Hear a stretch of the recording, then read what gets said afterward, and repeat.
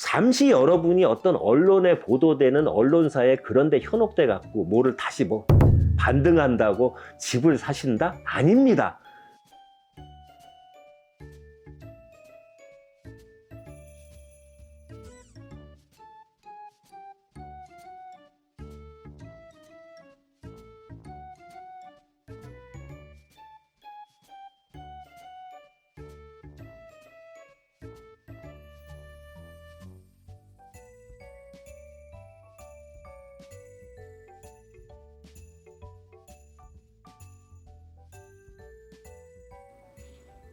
안녕하세요. 마지막 촬영이다 보니까 이제 좀 지치네요.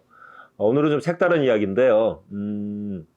글로벌 경제 위기와 대한민국의 경제 위기, 그리고 부동산 빠지는 폭락은 아직 끝나지 않았다. 현재 진행형이다가 오늘의 제목이에요. 여러분, 최근에 보면 뭐 잠깐 반등을 하네 뭐 이런 얘기가 나와요. 부동산에 관해서 겁을 드리려고 드리는 말씀이 아니고요.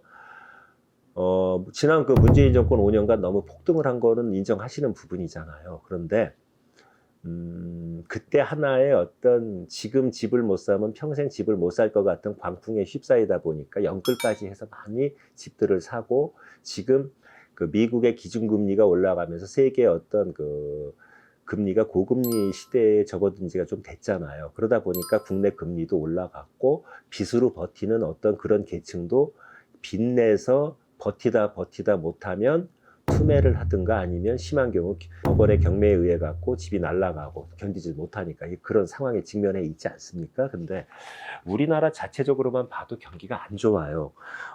지난 2022년 우리나라 경제 성장률을 보면 1분기가 2.6%였어요. 근데 2분기는 3.0%, 3분기가 1.3%를 기록했고 4분기가 마이너스 1.6%를 기록했어요. 그러면 이거는 경기 하강에 진입했다는 얘기인데, 다행히 환율이 1460원대에서 뭐 1300원대로 다시 이렇게 되면서 그런 거하고 여러 가지 맞물려 가지고 다시 플러스로다가 2023년 1분기에 성장률 1.1%를 기록하면서 플러스로 돌아섰는데, 왜 그러면 부동산이 아직 그 빠지는 게 끝나지 않았다고 주장을 하느냐 하고 물어보실 분들이 계실 거예요.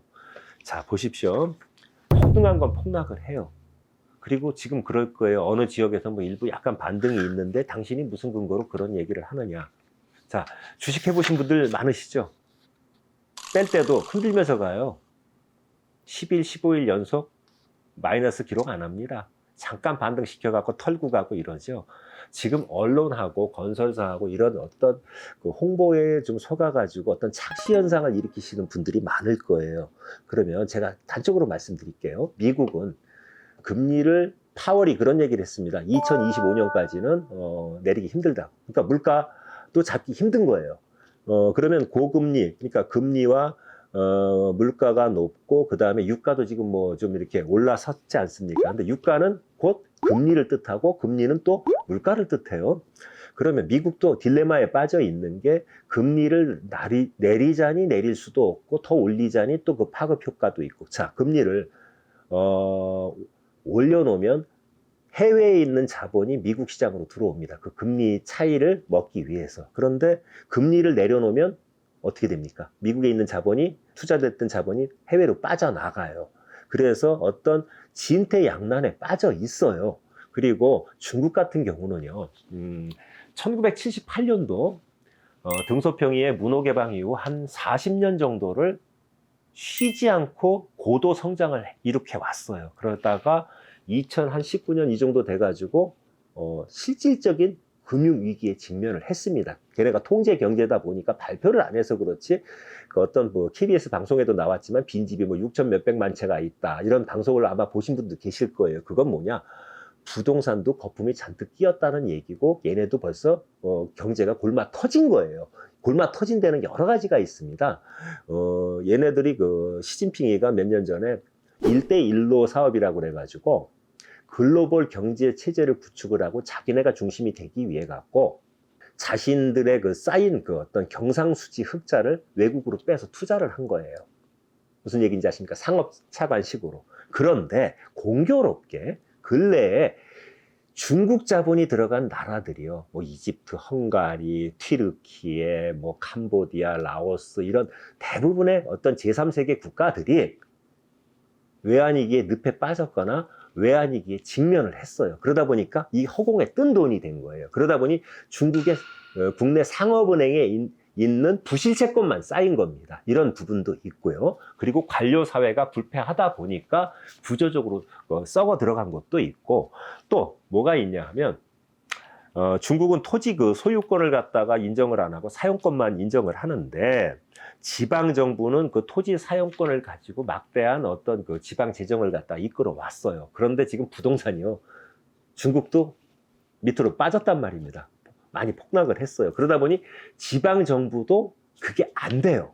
그 어떤 토지 사용권을 가지고 지방 재정을 갖다가 꾸려갈 수가 없는 상황에 이르렀고, 경상수지는 흑자가 많습니다. 그런데 문제는 해외에 투자한 게 다 부실 채권이 돼갖고 중국의 상업은행도 거의 들고 있는 채권들이 부실 채권만 잔뜩 들고 있고요. 미국 같은 경우는 이거예요. 간단하게 말씀드릴게요. 우리가 미국이 우방 국가는 맞는데 자국의 이익을 위해서 사실 어떻게 보면 금리를 갖고 놀아요. 그러면 아시아의 그 금융구조가 취약하고 이런 나라들은 직격탄을 맞아서 외환위기에 빠질 겁니다. 그래서 결국은 미국 중심으로다가 부가 재편이 되는데, 그게 결국에는 단기간에는 미국한테 플러스 요인으로 작용할지 몰라도 결국엔 부메랑이 돼갖고 미국을 갖다가, 얘가 자꾸 힘든가 봐요. 자꾸 밑으로 떨어지네요. 부메랑이 돼갖고 미국을 갖다가 자, 좀 바로 세울게요. 아유, 고길동이가 왜 이러나. 내가 힘드니까 얘까지 지치네요. 세계 경제도 이렇게 추락할까 봐 지금 걱정이 된다는 얘기를 하는데, 상징적으로 얘가 떨어지니까 참 기분이 이상하네요. 미국은 미국대로 힘들고 중국은 중국대로 구조적인 어떤 모순하고 어떤 걔네가 저기 어떤 그 국내의 어떤 공표된 경제 통계 같은 것도 발표를 하면 처벌하는 법을 만들었습니다. 그건 뭐냐? 통제 경제를 통해서 자신들한테 일어나는 안 좋은 거를 해외로다 유포하는 자를 처벌한다는 법이에요. 이건 뭐냐 하면 숨기는 게 많다는 얘기예요. 그래서 제가 이렇게 두서없이 좀 이렇게 약간 오늘 버벅거리고 말씀을 드리는데, 국내는 국내대로요, 가계부채 엄청납니다. 1068조 원이에요. 사상 최대예요. 빚내서 아파트 산 사람들이 엄청 많고, 이제 다들 집을 사더라고요 하고 금리는 뛰는데 가계빚이 급증을 해요. 빚을 못 갚아요. 왜? 빚 갚고 이자 갚기가 이제 벅찬 상황에 도달했습니다. 그리고 가계와 기업의 빚이 3,100조예요. 폭발 직전에 있어요. 그리고 한 해 소득으로 빚도 못 갚는 그런 나라가 돼버렸고, 여북하면 빚 없고 집 없는 사람이 제일 부러워요. 영끌했는데 집이 짐이 되어버린 아파트. 뭐 이런 신문기사 보셨을 겁니다. 대한민국의 부채는요, GDP 대비 세계 1위고요.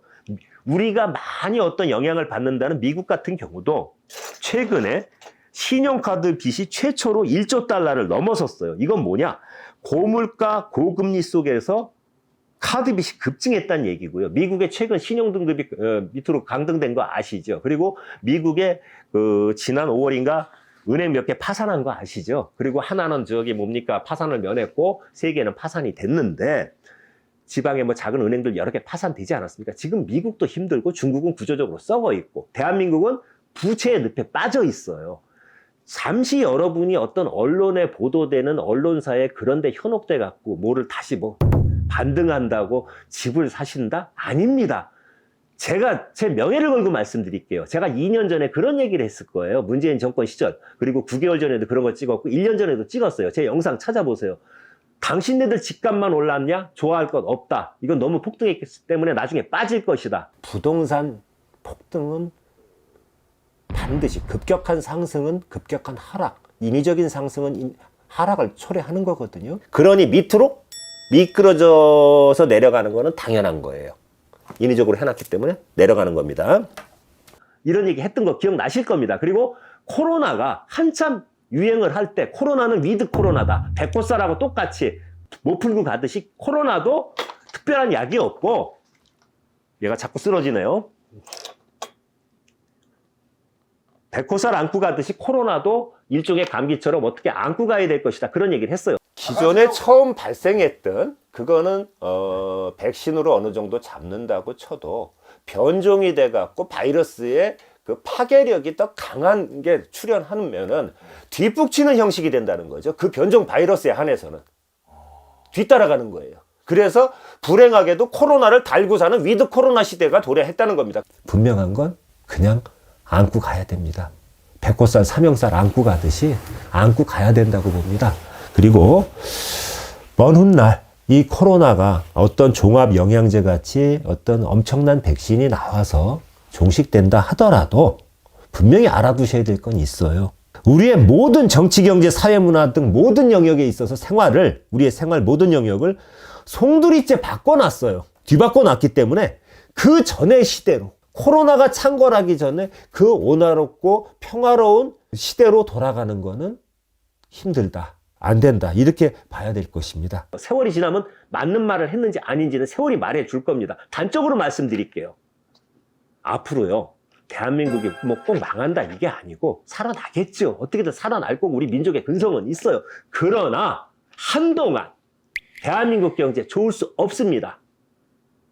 무슨 얘기인지 아십니까? 세계 경제하고 맞물려 있기 때문에 이걸 안 겪을 수가 없어요.